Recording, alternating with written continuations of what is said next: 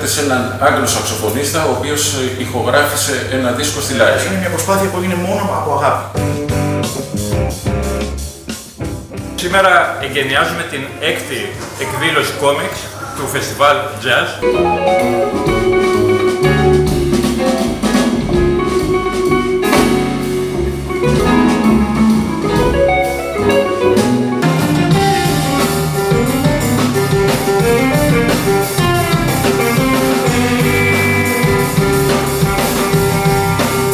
Καλό τα παιδιά να παρεμβαίνουν πολύ περισσότερο, να προσπαθούν να κάνουν περισσότερα πράγματα στην πόλη.